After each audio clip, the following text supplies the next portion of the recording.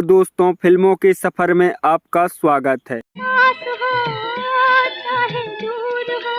यह वो गाना है जिसे दो संगीतकारों ने अपने करियर की शुरुआत की थी। दोस्तों, क्या आप जानते हैं कि इस गाने की धुन निर्माता निर्देशक को पसंद नहीं आई थी। ऐसे में संगीतकार जोड़ी ने एक ऐसा उपाय खोजा ताकि निर्माता निर्देशक को वो धुन पसंद आ जाए और संगीतकार के तौर पर अपने करियर का पहला गाना बनाने का मौका मिल जाए। कौन सी थी वो फिल्म, कौन से थे वो संगीतकार और कैसे इस गाने की धुन निर्माता निर्देशक को पसंद आई थी, आगे आपको वीडियो में बताएंगे। चलिए दोस्तों, तो वीडियो शुरू करते हैं। 1958 में आई फिल्म चंद्रगुप्त मौर्य, जिसके निर्देशक थे बाबू भाई मिस्त्री। श्यामलाल बाबू रॉय और निरूपा राय मुख्य भूमिकाओं में थे। संगीत दिया था कल्याण जी आनंद जी ने और इस फिल्म का एक सुपरहिट गीत है, चाहे पास हो चाहे दूर हो। चाहे पास हो चाहे दूर हो मेरे।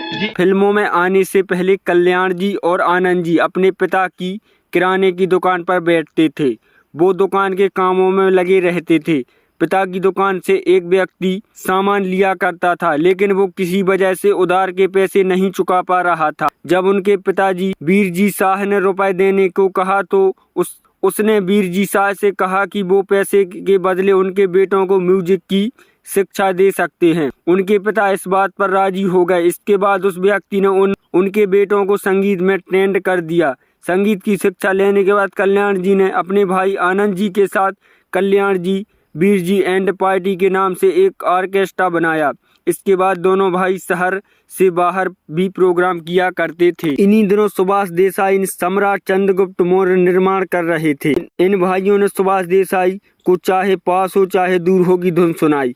चाहे पास हो चाहे दूर हो मेरे। लेकिन सुभाष देसाई को वह धुन पसंद नहीं आई। इसके लिए दोनों भाइयों ने एक अनोखी तरकीब निकाली। इन दोनों ने मुंबई में कुछ भिखारियों से संपर्क किया और उनके पैसे दिए।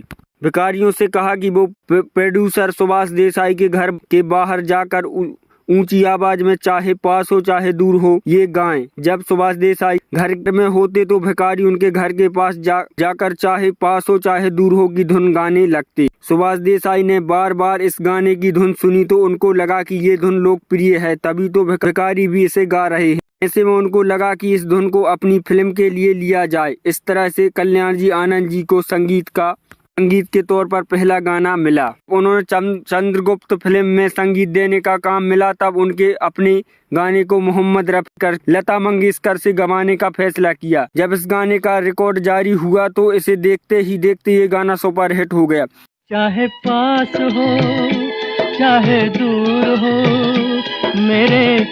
दोस्तों, तो ये गीत कैसा लगा हमें कमेंट में जरूर बताएं।